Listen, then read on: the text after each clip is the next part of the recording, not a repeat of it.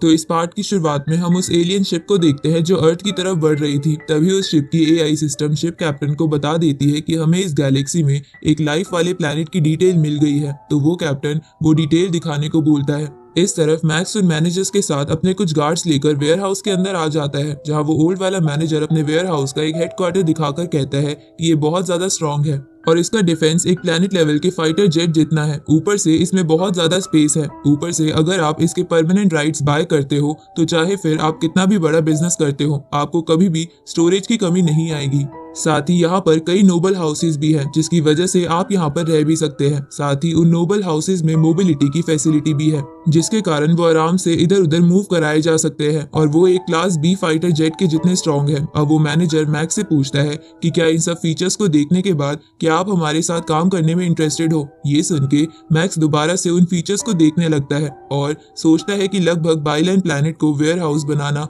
मेरे लिए सबसे सही है। अब ये सोचने के बाद वो उन मैनेजर से कहता है कि मैं इस वेयर हाउस का परमानेंट राइट खरीदना चाहता हूँ। साथ ही मैं एक 9 फ्लोर का नोबल मेंशन भी खरीदूंगा और अगर मैं इन सब की कीमत हाईलॉन्ग कॉइन्स में जोड़ूं तो इसकी कीमत 27,20,000 होनी चाहिए। तो इतना बड़ा अमाउंट देखकर वो दोनों मैनेजर शॉक होने के साथ साथ बहुत खुश हो जाते हैं और कहते हैं कि 27,20,000 हाईलॉन्ग कॉइन्स कन्वर्ट होने के बाद 2.72 बिलियन येनलैंड कॉइन्स में बदल जाएंगे। तभी वो दूसरा मैनेजर ओल्ड वाले मैनेजर से कहता है कि भाई ये अमाउंट तो हमारे सारे वेयर हाउस के बराबर है। तो ये सुन के ओल्ड मैनेजर मैक्स से दोबारा पूछता है कि क्या आप सच में ये डील करने वाले हो। इस पे मैक्स हाँ करता है। तो ये सुन के वो दोनों मैनेजर्स बहुत ज्यादा खुश हो जाते हैं और मैक्स को थैंक यू बोलने लगते हैं। आगे मैक्स बबाता के पास आता है और उससे कहता है कि मैंने कॉन्ट्रैक्ट साइन कर दिया है, जिसकी वजह से अब ये वेयर हाउस हमारा हुआ। इसलिए मैं अर्थ वापस जाने से पहले कुछ और आइटम्स भी परचेज करना चाहता हूँ, क्योंकि हमारे पास अब बहुत ज्यादा स्पेस है। इस पे बबाता मैक्स की आइटम लिस्ट देखने लगती है, जिसमें पहला आइटम बहुत सारा मेटल था। तो उसे देखकर बबाता मैक्स से बोलती है कि मैं समझ गई कि तुम ये मेटल क्यों खरीदना चाहते हो, क्योंकि मेटल से गोल्डन हॉर्न बेहमूथ की ग्रोथ स्पीड बढ़ जाती है। लेकिन मुझे समझ नहीं आया कि तुम ये दूसरे आइटम पर्पल लाइट लिक्विड में क्यों इंटरेस्टेड हो, क्योंकि ये तो बस ऑर्डिनरी ह्यूमन पर काम करता है, जिसके कारण ये तुम्हारे कोई काम नहीं आएगा।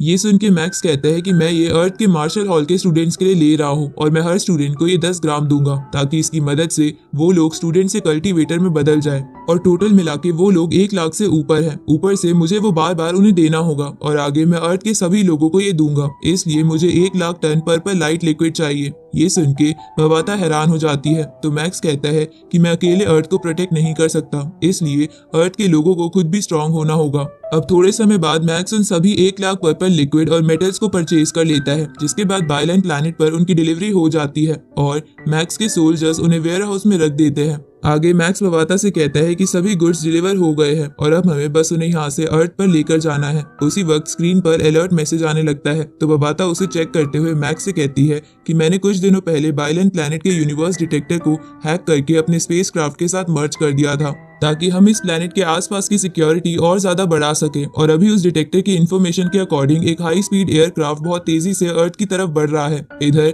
हम उस एलियन शिप को देखते हैं, जहां वो एआई सिस्टम अपने कैप्टन को अर्थ की सारी डिटेल दिखा रही थी कि वो कितना बड़ा है, उस पे कितनी ग्रेविटी है, उस पे रिसोर्सेस और लोग कितने हैं। तो ये सब देखकर कैप्टन बहुत ज्यादा खुश हो जाता है और हंसते हुए कहता है कि ऐसा एनवायरनमेंट तो हमारे लिए बहुत सूटेबल है। तो ये सुन के शिप का बाकी क्रू यानी उस कैप्टन के क्लैन के लोग भी बहुत ज्यादा खुश हो जाते हैं। तभी कैप्टन उन सबसे कहता है कि हमें बहुत ज्यादा सावधानी बरतनी होगी, क्योंकि इस अर्थ की लोकेशन एक बहुत ही स्ट्रांग पर्सन ने हाइड करी थी, जिसका रीजन हमें अभी तक नहीं पता चला। इसलिए अगर अर्थ पर कोई बहुत स्ट्रांग पर्सन होगा तो हमारी सारी मेहनत बेकार हो जाएगी। उसी वक्त वो एआई सिस्टम कैप्टन से कहती है कि इस अर्थ प्लैनेट पर एक नेटवर्क भी है, जिसे हैक करके हम डेटा भी इकट्ठा कर सकते हैं। तो वो कैप्टन उस एआई से बोलता है कि जल्दी से उस नेटवर्क को हैक करके उस प्लैनेट की इकोनॉमी, मिलिट्री और टेक्नोलॉजी की इंफॉर्मेशन इकट्ठा करो और साथ ही ये भी जान लेना कि उस प्लैनेट का सबसे स्ट्रांग पर्सन कौन है और कितना स्ट्रांग है। इधर मैक्स बबाता से कहता है कि जल्दी से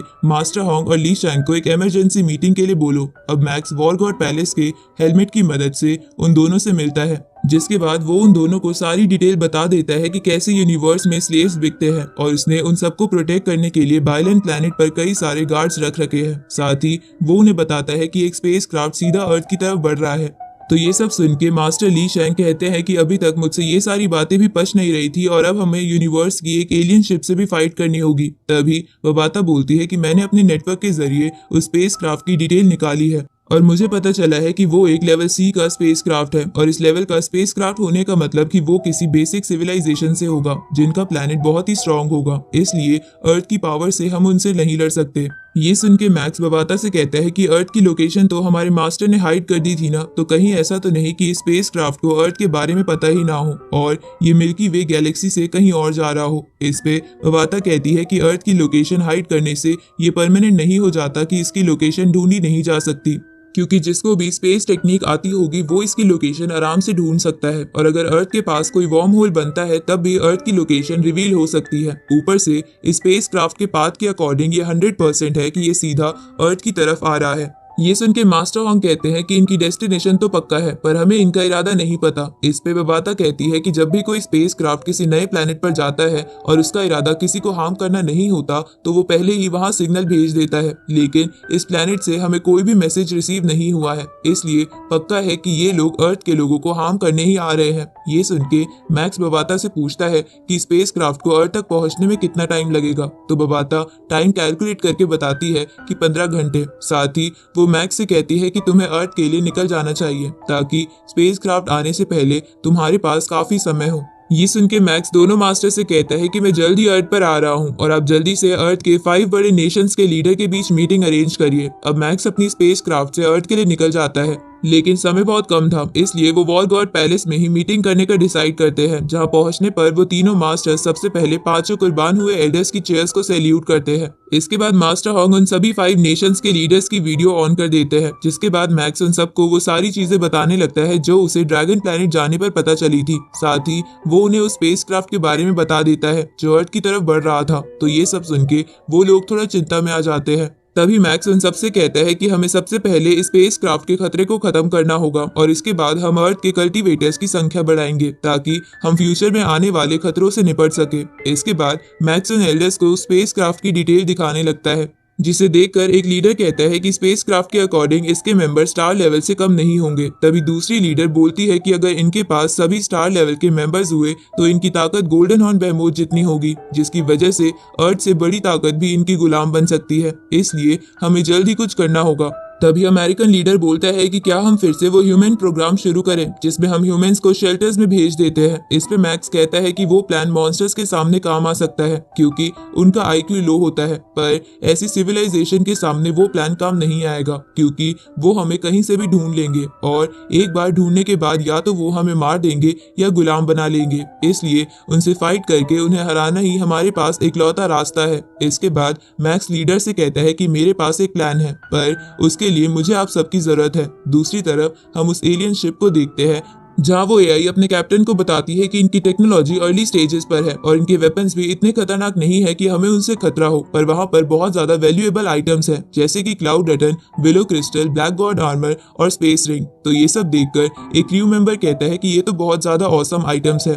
तभी वो एआई बोलती है कि अर्थ पर एक बार स्टार लेवल का गोल्डन हॉर्न बेहमोथ आया था जिसने अर्थ पर काफी चीजें तबाह कर दी थी, लेकिन अर्थ के स्ट्रॉन्ग लोगों ने मिलकर उसे मार दिया था, पर अभी तक उस गोल्डन हॉर्न बेहमोथ की बॉडी नहीं मिली है। ये सुन के वो कैप्टन कहता है कि सिर्फ गोल्डन हॉर्न बेहमोथ की बॉडी ही प्राइस में 10 प्लैनेट के बराबर होगी। इसके बाद वो कैप्टन उस एआई से अर्थ के स्ट्रॉन्गेस्ट पर्सन के बारे में पूछता है। इस पे वो एआई बताती है कि अर्थ की पॉपुलेशन 7 बिलियन है, जिनमें 1 बिलियन लोग स्टूडेंट लेवल के कल्टीवेटर्स हैं। साथ ही यहाँ पर 100 प्लैनेट लेवल के कल्टीवेटर्स हैं, पर यहाँ पर कोई भी स्टार लेवल का कल्टीवेटर नहीं है। तो ये सब सुन के वो कैप्टन और उसका क्रू जोर जोर से हंसने लगता है, जिसके बाद वो कैप्टन कहता है कि यहाँ तो स्ट्रॉन्ग पर्सन की भी स्ट्रेंथ बहुत ज्यादा वीक है। तभी उस एआई को एक मैसेज मिलता है, जिसके बाद वो कैप्टन से कहती है कि हमारे क्लैन ने एक वीडियो भेजी है जिसे एल्डर ड्वेन ने रिकॉर्ड करा है। ये सुन के वो कैप्टन उन सभी क्रू मेंबर्स को सीधा खड़ा होने को बोलता है, जिसके बाद वो एआई वीडियो शुरू करती है, जिसकी वजह से एल्डर ड्वेन का होलोग्राम वहां बन जाता है, जिसे देखकर सब लोग उन्हें ग्रीट करते हैं। इधर मैक्स मास्टर हॉन्ग को इंडक्शन हेलमेट के बारे में बताता है कि वो लोग उससे वर्चुअली यूनिवर्स नेटवर्क से कनेक्ट हो सकते हैं। इसके बाद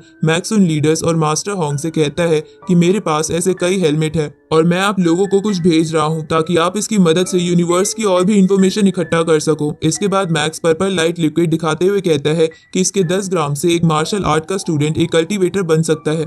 इसलिए मैं आपको शुरुआत में ये 7,000 टन दूंगा, जिन्हें आप अच्छे से स्टूडेंट्स में डिस्ट्रीब्यूट कर देना, क्योंकि खतरा हमेशा बना रहेगा, इसलिए हमें जल्दी स्ट्रांग बनना होगा। तो 7,000 टन का नाम सुन के चाइना का लीडर कहता है कि इतना लिक्विड तो 70 मिलियन स्टूडेंट्स को देने के लिए काफी होगा, और इसकी वजह से उनके जीन्स में चेंजेस हो जाएंगे, जिसके कारण वो और भी जल्दी ग्रो कर पाएंगे। इसके बाद वो लीडर कहता है कि ये इंडक्शन हेलमेट और पर्पल लिक्विड इतनी जल्दी इस्तेमाल नहीं किए जा सकते और इनसे हम आने वाली स्पेसशिप से नहीं बच सकते। ये सुन के मैक्स बोलता है कि ये सब फ्यूचर के खतरे के लिए है, इसलिए आप आराम से ये स्टूडेंट्स में डिस्ट्रीब्यूट कर देना, साथ ही आप उस स्पेस क्राफ्ट की चिंता मुझ पे छोड़ दो। ये सुन के एक लीडर मैक्स से पूछती है कि क्या तुम्हारे पास उन्हें हराने का कोई तरीका है। ये सुन के मैक्स और दोनों मास्टर्स बोलते हैं कि हम उन्हें हराने के बदले उनसे इन्फॉर्मेशन इकट्ठा करेंगे।